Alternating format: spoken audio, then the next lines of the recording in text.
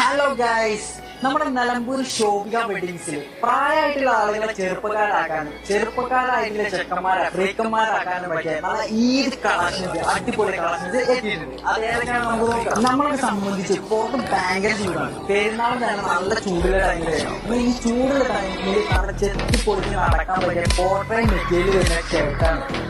ഇതിൽ ഒരുപാട് colours available ആണ്. അതുപോലെ തന്നെ full sleeve, half sleeve available.